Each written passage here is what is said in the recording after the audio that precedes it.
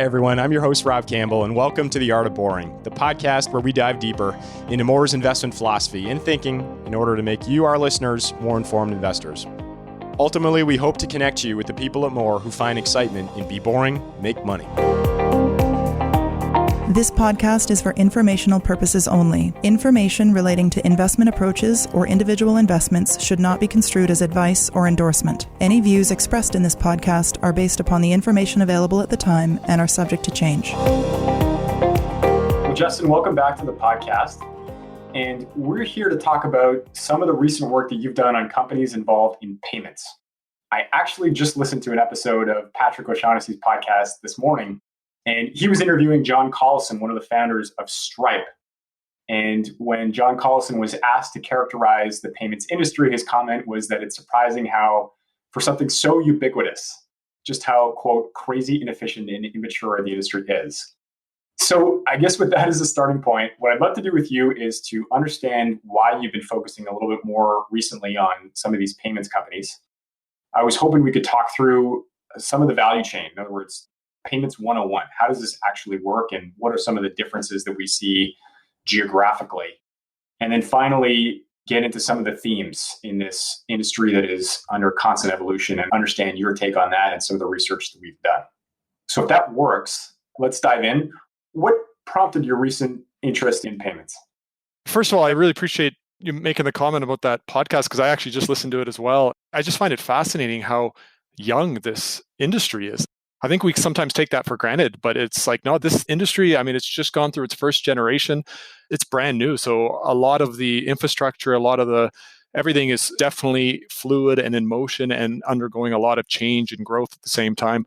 I think that's a great introduction to it, just how much is going on. That's partly why we wanted to dig into it. So to answer your question about why is it that we're looking at this right now, one thing we do at Moore is we have this process that we call the bathroom list update. So what we do during the bathroom list update, it's the sort of annual process that we go and we check all the companies that we own in our various funds.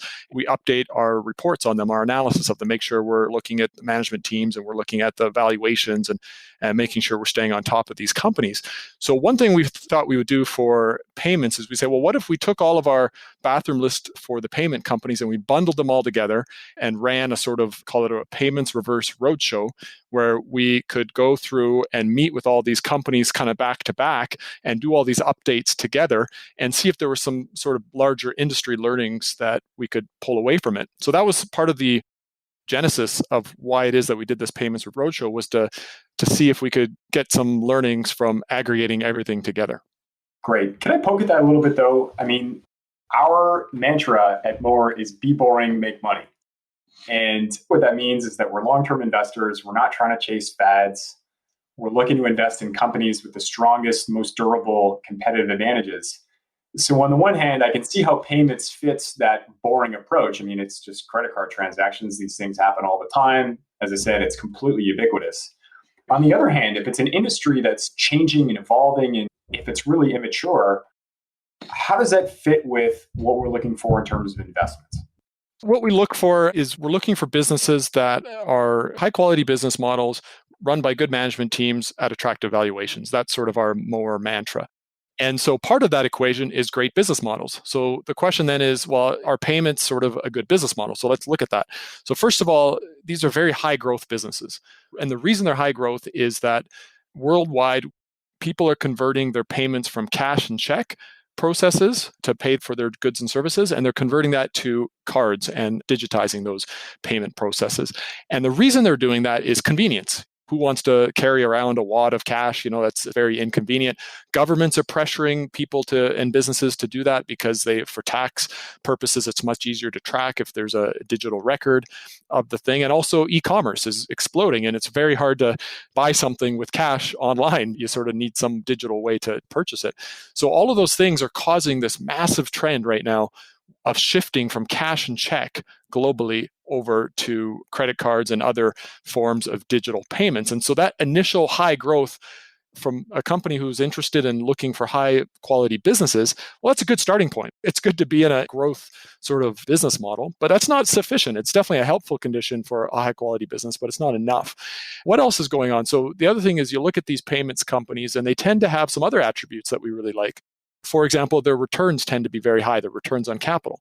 That's partly because they don't require too much capital generally to get them up and running. They earn a high return on capital, so we find that very attractive. And then the third bucket is their moats. They vary a lot, and that's why we have to get very company specific. The moats can be very strong. One thing that's natural to many payments company, a good example is Visa and MasterCard, is they have a very strong two-way network effect. What does that mean? When we say two-way network effect, it just means that every additional card holder, so when I issue a new card to a new consumer, that actually makes it more valuable to the merchants that are on the network, because now they have another customer that they can accept payments from. And vice versa, as new merchants get signed up and can now accept a Visa or a MasterCard, that's more attractive to the cardholders because now there's another store that they go and can purchase from. That's a very powerful network effect that once you gather enough consumers and merchants on your network, it's a very sustainable moat. So that's another feature of the payments industry that we really like. It's not universal throughout payments, and we'll get into more of that, but generally a lot of them have these strong moats, high returns, and high growth. So that's why we're looking at it. It strikes me as I'm listening to this that I don't understand what happens when I go to the flower store and I use my credit card to buy flowers for my wife or something. Perfect. She'll argue that I don't do enough of that. But how does my money get to the flower store's bank account? From my bank account to the flower store's bank account, my understanding is that it's not just Visa or MasterCard. There are a lot of different businesses along that chain. And I'm just wondering if you can give us the 101 on that. What is involved in a typical credit card transaction that we know about in North America? Yeah, let's use your flower store as an example. And I do have to confess that I'm also liable of the same sin that apparently you're liable of.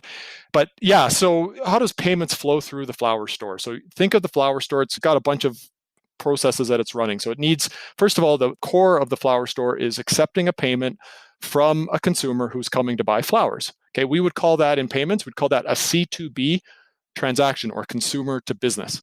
So that's when you show up, you swipe your card, you get the flowers, and you go home. So that number today, that's actually the most important type of payment that is in the industry because it is associated with the largest amount of revenue. Today, there's something like 50 trillion, with a T, of payments globally that are C2B payments of that kind. But there's other payments in the ecosystem that also matter. So there's B2B transactions. So that would be sort of buying the flowers from your supplier at the store. So that would be business to business transaction. And there's actually a much higher number of those transactions because you can think of, okay, well, we bought the flowers from a flower wholesaler. Well, they might have bought it from a farmer. So that sort of chaining of B2B transactions actually dwarfs the 50 trillion. It's something closer to 125 trillion in B2B. But most of those B2B transactions, those are done through bank-to-bank transfer. So very much like the way you get paid your wages at work or something like that, it's going to be a bank-to-bank transfer. Whereas that C2B flow, when you're using your credit card to pay, well, most of those are about 50% cash and 50% credit card today. And so that tends to be where we put a lot of our emphasis when we're studying payments, is into that kind of C2B bucket. Okay, so we've talked a bit about the credit card network itself in Visa and MasterCard, and I do later want to get into the specifics of that particular business model and the strength of their network effect. That's what we all think about when we think about payments. But my understanding is that there are many other players in the chain that goes between my bank and the florist's bank, things like merchant acquirers and other particular businesses. Can you dig into some of those other businesses along the way? Sure. We're going to start getting pretty wonky here. So hopefully listeners can hang on for the ride. But I've already talked about how this 50 trillion flows going as consumers are paying businesses, but there's this 200 plus trillion business to business and business to consumer through wages that are much bigger, but yet we focus on that 50 trillion mostly when we talk about payments. And it's important to understand, first of all, the reason why that is. And why is there so much more revenue in these consumer payments to businesses than the rest of the network? And the main reason is that the rest of the payments mostly are being dominated by these bank-to-bank flows that are very low cost, whereas the consumer to business payments are being dominated by the credit card networks. Why is that? What is the credit card doing that we can't just do with a bank-to-bank transfer? And the big thing is real-time payments. So a bank-to-bank transfers, those tend to be batched up and processed on a daily basis. You can't know at the moment of the transaction that the consumer actually has a valid credit card that they can actually make the payment. Whereas a real-time validation process is what we get from the credit card. We can know instantly whether or not the credit card is legitimate, whether the person has the funds available to make the transaction actually happen. And there's other benefits as well that you get from the credit card networks. For example, you get a dispute resolution mechanism because you have this third party involved. If you just did a bank-to-bank transfer, you would sort of depend on the good graces of the merchant to sort of say, okay, I'm going to refund you. The flowers were bad quality, and here's a refund for those flowers. Whereas now you can actually complain to your bank or whoever issued you the credit card. And I'll get into that in a second because I know that's the heart of your question. I just want to make sure it's clear that these are different types of payments. And there's a reason why the credit card networks, the Visas and the MasterCards, are serving this business. And there's an entire ecosystem. You mentioned it through acquirers and these others that are involved in this. So let's talk about that. You have a flower shop, and the first thing you want to do is you accept cash, obviously, but you also want to accept credit card. So how do you do that? So the first thing you're going to need to do is you're going to need to not call up Visa, MasterCard. They're not going to take your call. If you call them, they're going to hang up on you. The person that you need to call is a merchant acquirer. This is a bank, typically. It could be like a BMO. There's all sorts of different companies that are doing this, but you'd have to call up a merchant acquirer, and they're essentially going to act as your bank for the accepting of credit card payments. Okay, so if you want to accept credit card payments, you need a merchant acquirer. Once someone comes to your store and they swipe the card, using your merchant acquirer's interface, the merchant acquirer is going to interface or talk to the Visa or the MasterCard network, and then they're going to ask whoever the consumer's side of it. We call that the issuer bank, the bank that represents the consumer. So for example, I have BMO as the bank that I have a MasterCard with. BMO would be my issuer bank. And then, so the merchant bank that works for the merchant that's accepting the proposed transaction is going to send a request over to the issuer bank through the Visa MasterCard network and say, hey, does this issuer, are they valid? Is this credit card really theirs? Is the identity valid? Do they have the funds to make this transaction work? And the issuer is going to send back a response and say yes or no. It is a valid transaction, and yes, they have enough funds to make the transaction. It's approved. Transaction gets accepted. You see the little accepted thing on the terminal, and that's all happening in real time. And it's an incredibly complicated process that's the core of what the network is doing. And so you have these really important stakeholders that are in each part of the process. You have the acquirer. They're taking a piece of the MDR. So let me just stop there for a second, and I'll explain what the MDR is. So we call that the merchant discount rate. So what that represents is when you swipe your credit card, you buy flowers worth $100. Only $97 is going to the merchant. There's $3 or 3% that is actually going to the different players in this value chain. Who's getting that $3? Most of it is actually going to the issuer bank. In our example, that would be the BMO who issued the credit card to the consumer. They're getting close to half of that MDR. It's called interchange. The acquirer is also getting a little piece of it. So they're maybe getting 50 beeps worth of the MDR. So the acquirer bank who's working with the merchant. And then Visa, MasterCard, they're actually accepting a relatively small number. They're maybe taking 25 to 35 beeps of that transaction just for providing the network, for providing the rails that are involved in that. And there's also some other players. There's payment validation that goes on that take a smaller cut. But essentially, that's roughly the way to kind of think about the different stakeholders and the amount that they're taking in that transaction. Does that seem like a fair allocation of the value that each is providing? In a way, I would think that the issuer bank, it makes sense for them to get most of that cut, given that they're the ones assuming the credit risk associated with that. Right. And I think there's different risks that are being taken on. So yes, the issuer bank is taking on the credit risk associated with the consumer. So if the consumer can't pay off their credit card, they take that risk. And so in addition to the interchange that they're getting as part of that MDR, they're also getting an equivalent economic amount roughly in interest, essentially associated with those outstanding balances. So that's another revenue pool that the issuer is getting. So you can imagine the issuer is actually capturing a lot of the economic rent in this transaction. The merchant acquirer is also taking on liability. Let's imagine, for example, you're an airline company selling tickets to airplane to take an airline ride. So when you sell those tickets, and let's say then this COVID crisis hits and you no longer can deliver on those tickets. So all of a sudden, you've paid all your employees, so you don't have a lot of money left. You're depending on the airline to take the person and fulfill their side of the obligation. But COVID hits, and now all of a sudden, all the people you sold tickets to, they want their money back because they're not getting on an airplane. But it turns out you don't have the money. The merchant doesn't have the money who sold the tickets because they've already paid for it. It's just the planes are going to be sitting on the tarmac. There is no money. And so who takes on that liability? Well, it's the merchant acquirer. It's the bank that when we first said, hey, we want to accept credit card payments, the rules of the network stipulate that the merchant acquirer is going to have to cover the liability associated with a merchant that's unable to fulfill their obligations. So there's obligations on both sides, and that's partly why the acquirer is making that spread. Okay, so you got different levels of risk across various players in the value chain. Can you give me a sense, and I guess where I'm trying to go to with this question is just the dominance of Visa and MasterCard. There seem to be very few credit card networks. There seem to be more competition in terms of merchant acquirers. And I guess what I'm ultimately asking is, we own Visa and MasterCard in our portfolios. In some cases, they tend to be higher weights in portfolios. What is it about that particular business model, that part of the value chain, that captures the least amount of the 2 or 3% that you referenced that we see as the best business model, I would think? I think that the core of it is this really interesting story about how Visa MasterCard became so dominant. So in the beginning, let's say when these networks were first developing, there was two very different models of how to run the network. So one model was called the open loop model. That's the one that we're very familiar with. That's Visa MasterCard. There's another model called a closed loop model. You've probably heard of American Express. Discovery is another one. Those are businesses where they don't have the issuer involved. So they don't have the bank. They tend to not have the acquirer. So they're in a situation where they're managing the entire transaction, full stop, the whole network, and they're not leveraging these third parties for distribution. And the advantage is they get to capture pretty much all of that MDR. So American Express is taking a much higher chunk of the MDR than the Visa MasterCard, which you point out.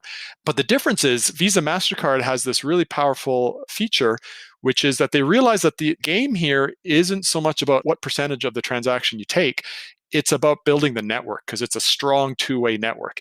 What you really want is you want to be the dominant network provider. And so they came up with a model that made the cost of building the network much lower for them.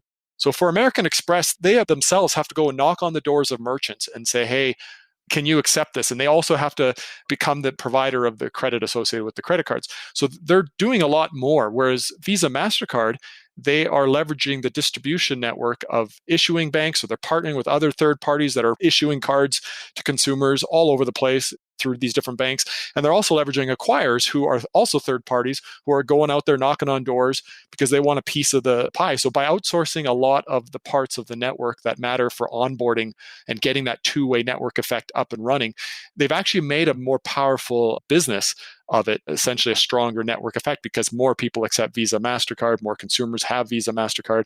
And that was really done by incentivizing parts of the network through a piece of the MDR to engage in helping to build the network. The insight was realizing that building the network and lowering the cost to building the network was the key to this game. And the reason why we do like these businesses so much, the network is built. I mean, there's millions of businesses that accept these, millions of consumers who have these cards. So now it's much, much more difficult for a new payment company to come along and say, hey, we're going to create a new network because you've got this problem of getting both the merchant and the consumer to adopt your network criteria. And they're going to say, what's in it for me? So that's why these businesses stay so dominant. I suppose it's the beauty of the network effect. Yes, it's a business model that doesn't require a lot of capital to get up and running, but capital isn't the barrier to entry in this case. It's the existing network. That's right. Outside of Visa and MasterCard, what other payment schemes are there? And I will plead my ignorance. I mean, I've heard of Alipay and just things in other parts of the world. How do they fit into the payments ecosystem, or are they completely separate? They absolutely fit in, and it's really important because there's a lot of different schemas. I like that word schema. What we mean by schema is just another method of making a payment other than, say, Visa, MasterCard. So one of the most common schemas out there are, we call them wallets and payment wallets. So one that I think is one of the original was PayPal. You're kind of familiar with PayPal. It's this kind of wallet in the sky, let's say, and you can hook your credit card to it. You can hook your bank account to it, and then you can use it to make payments. So that would be a wallet. Google Pay, Apple Pay are becoming more popular. WeChat Pay, Alipay in China are very popular wallets. And there's a lot more of these. A lot of local wallets are emerging that are trying to jump into this game. So one thing I would say about wallets is they might sound like they're very competitive to Visa, MasterCard. And I think the takeaway is actually they're not that competitive. There are aspects, they're not completely either aligned with Visa, MasterCard or against it. So they are somewhat competitive, call them frenemies. But for the most part, they're actually helping to support and they're leveraging the existing payment networks rather than replacing them. So for example, Google Pay and Apple Pay, well, they're leveraging Visa, MasterCard to make the payment happen because the merchants already accept those cards. And all they're doing is they're making the technology experience a little bit better for the consumer. A payment schema that is more disruptive to this existing order would be something like a Bitcoin, where you're dealing with an entirely new type of network with an entirely new kind of settlement process and validation process. So that kind of schema would be a lot more disruptive if it was to become a very popular scheme. And right now, Bitcoin is much more of an asset class than it is a payment method or a currency, even though obviously a lot of the founders of that are people interested in Bitcoin, would like to see it become a currency. But today, it's not really threatening as a currency. But tomorrow, who knows? The world could change. Interesting. So if we can talk about some of the themes that are in the payments space, I know we've referred to one of them a little bit, but maybe we could build on that, the B2B. And I guess the lens I'm trying to take on this is, where are we seeing the best investment opportunities as a result of some of these themes where these competitive advantages are maybe a little bit more durable? B2B is obviously, it's a really important one because we talked about earlier on how big the payment flows are there. So you're talking 3 times bigger total payment flows than C2B transactions. It's a huge number, and most of that's being done through bank transfers today. There is a big opportunity here. Visa, MasterCard are focused on it. A lot of payment companies are focused on it. Where is the opportunity? Well, it comes in, if you can think of payments, a lot of what payments are doing is they're satisfying the revenue side of a business. So if you go back to our flour example, it's like you're accepting payments, which that's going to eventually go into your revenue for your flour company. But a company also has an expense side of the equation. And our expenses are buying the flours, we're paying employees, those sorts of flows. And those flows today, they are all typically solved by different software platforms. So for example, my payroll system, I might be using Paychex, which is actually a company we own in our US equity fund. For my invoicing process, I might just be going directly to the bank and submitting an EFT payment into the bank. And then at the end of the month or the end of the quarter, I have to then gather all that and go through a very complicated reconciliation process where I'm validating all my transactions against what actually happened in my bank account. And that can be very tedious and cumbersome process for businesses. So a lot of the reason we have large financial departments and businesses today is essentially to manage those kinds of reconciliations. And where B2B gets very interesting is technology companies are starting to, we're very much in the first inning on this, but they're starting to issue cards, let's say a credit card, that I can use as a business to make my payments, and it would actually track that and integrate that into my entire operating system, the same system that's also running the payments. So it's this theme of integrating expenses and revenue and everything that's going into the accounting for the business into one platform rather than having these disparate processes that are running it. And that promises a lot of efficiency potential for businesses if they can capitalize on that. So we are definitely spending a lot of time identifying these kinds of businesses that are out there that are tinkering around with seeing if they can integrate it. I'll give you an example. So one example of a company that we actually own is Shopify in our Canadian equity fund. They actually just announced in their most recent conference that they're going to be issuing something called Shopify Balance, which is a debit card that the merchant can get and start to use for their expenses. And that's going to provide them a lot more integration than they had previously. So there's businesses that are actually starting to tinker on the edges of this, but there's a lot more runway here. You can imagine the 200 plus trillion that we talked about. This is a huge field. It's a completely untapped field. So we're looking for new potential high growth businesses. We're definitely poking around at these B2B businesses. What's another theme that you've been looking at? I think another one that we could talk about would be on the platform acquirer side. We talked about acquirers already. Let me describe a problem that is in payments today. So let's say you're getting on a flight to go to Mexico or something. Once you land in Mexico, you get off, you want to take an Uber. You go to type in your Uber, but boom, your payment gets rejected. Why does it get rejected? Well, because the credit card company the processors thought, hey, what's Rob's card doing in Mexico? I mean, there's something wrong here. I don't trust this. And we call that a type 2 error in payments. Basically, you're rejecting a valid transaction. The other side of that is a type 1 error, which is accepting a fraudulent transaction.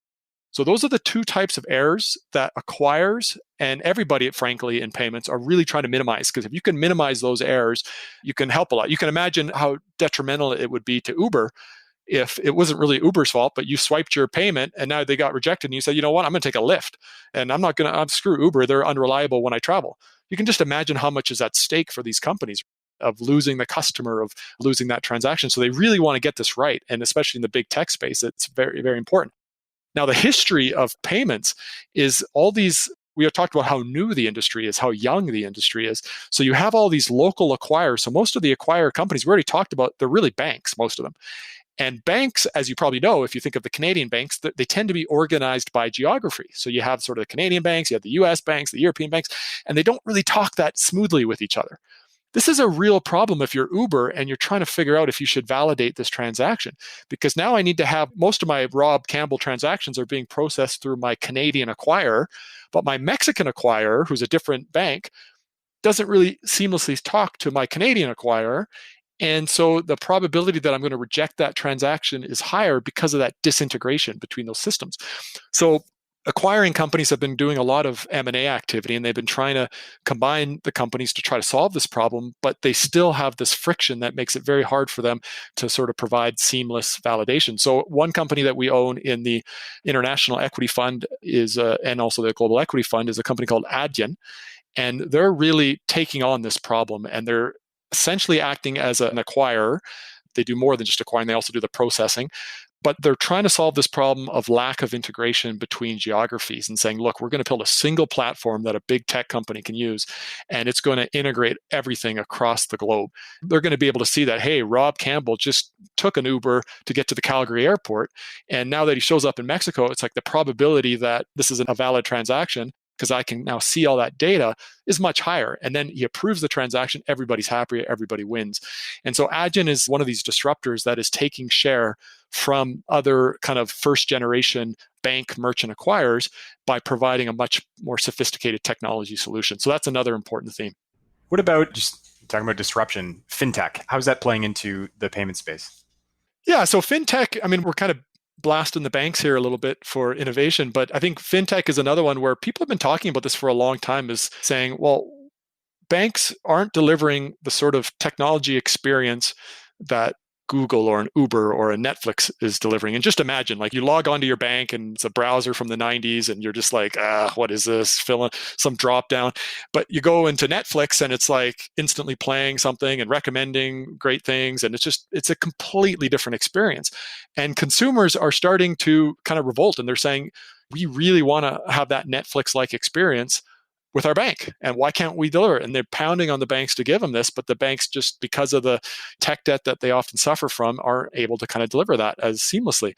So fintech has been chomping at the edges of banking services for some time, and a lot of startup companies are trying to get a piece of that, but struggling because banks have a huge advantage that they own the customer, and that's where the money is. And there's a lot of regulation that's involved as well with the banks. So there's a lot of barriers that actually make banks a very defensible business that retain customers despite that terrible technology experience.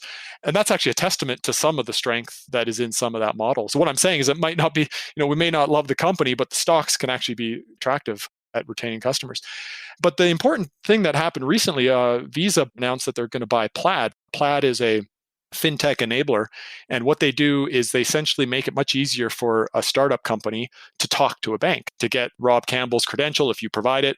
Think of a mint.com, for example, where you can go in, you can hook it to your bank account, and now you can have a more kind of cleaner understanding of what's going on with all your transactions. So that concept of third parties, fintechs, doing a lot of what banks sort of should be doing, but just can't seem to be able to deliver, I think that theme is going to become more and more important over time. And there are other examples. So Square's Cash App is an example. Venmo comes from PayPal. These are P2P platforms that are essentially starting to do that. They're starting to take away some of that bank services. So for example, instead of sending, how would I send you money right now? Let's say you came over to my place for a poker night and I lost to you at poker because you're a professor, you're very good at poker. And so now I've got to pay that money to you. So what I would do now is I'd log into my BMO, I'd have to send over an email transfer. And it's a bit clunky. It's not the nicest experience. But what I could do is, if I was in the US, unfortunately, it's not really that seamless in Canada yet. But if I was in the US, I could log onto a Cash App or onto Venmo, and I could really nicely, with that sort of Netflix style experience, I could send you that money and it would be a much better experience. So those businesses, they're innovating, they're moving quickly.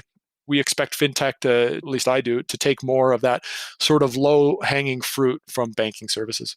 I agree. If I ever won money from you in poker, it would be a very unique and great experience. Is there anything that we missed in terms of trends that are important to the payments industry? Well, maybe the last one I'll just hit on. I mean, we already talked about cash to card as a really important overlying trend. There is this idea of integrated payments. Okay, that's another trend that's emerging. And I think the best companies that do this today, actually, one of them we already mentioned, was just Shopify. Square is doing this a lot in the US. And this is the idea of, in the first generation of payments was looked at much more as like a vendor that you would, if you're an entrepreneur running a flower business, you're not thinking of hiring the payments company, the bank, to sort of run your business. All you're thinking is, okay, I need to accept credit cards. So give me somebody that helps me accept credit card. But the next generation that we're seeing in the Shopifys and the Squares is, no, we're actually going to run your entire flower shop. We're going to run your inventory. We're going to run your staffing. We're going to run your payroll. We're going to do all of that. And we're also going to run payments and accept payments from customers and integrate that all into a single place. And so we're calling that integrated payments, very much like the platform acquirers. We talked about iGen. It's a very new trend that's just starting to emerge. I think Shopify and Square are definitely on the cusp of that. But I would expect more of that to happen going forward as more industry niches sort of figure out that an entrepreneur doesn't want all these one-off solutions. They want an integrated solution that does the whole process. So that's another trend to watch. And eventually, even with Shopify, I mean, it may start with this very small businesses, but eventually the platform becomes so powerful that even medium-sized businesses might sign on to some of these features. Would that be correct? Yeah, and I think actually that's an important debate that nobody really knows the answer. But the question is, a lot of these integrated payment companies are targeting SMBs, so small and medium-sized businesses, and can they make the journey into the bigger enterprise businesses? And there's two schools of thought, frankly, on that. There's people who say, no, it's a very different game and you need different customizations and it's just fundamentally different. And then there's others who say, no, it's just inertia that is the reason what keeps all the complexity going at the top of the big companies. And these new platforms are just much more efficient, much easier to maintain.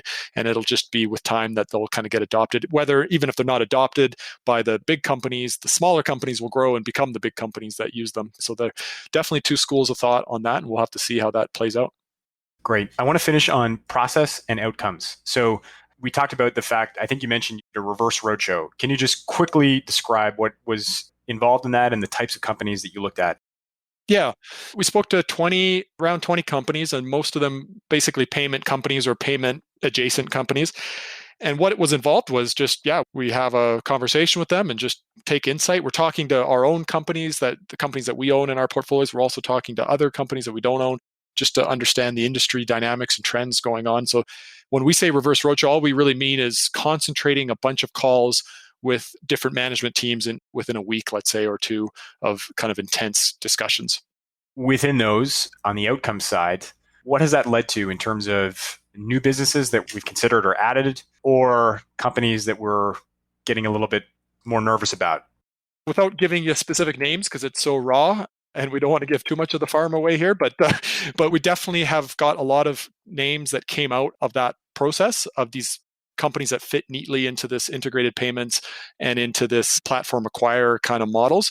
And right now we're actually live in the process of doing the work on those and getting them to a point where we can make an investment decision on whether to go ahead with them. What about outside the payments industry? I mean, has this research that you've done caused you to think differently about other businesses that we own? I can't imagine a single business in the world that doesn't have a payments problem. And so I just wonder if the research that you've done on this one very specific niche has resulted in insights that go across a broader. Yeah, we mentioned banks, and I think that's the most obvious one because the banks are massively important to the payment story.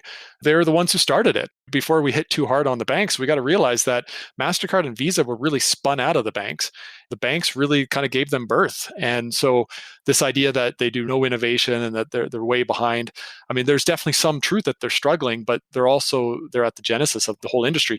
And the other thing I would highlight is that we kind of mentioned this already, but how difficult it's been for fintech to break into banking services is a testament of the strength of some of the banking's capture of the customer. So there's some learnings there, but on the flip side of that, like the banking companies, the bank industry definitely got some major threats on its hands with payments, especially as banking services start to roll out to more tech-focused companies. So that's something that we're exploring the implications more for our bank holdings and definitely having some intense discussions around that. And how are we considering the pandemic?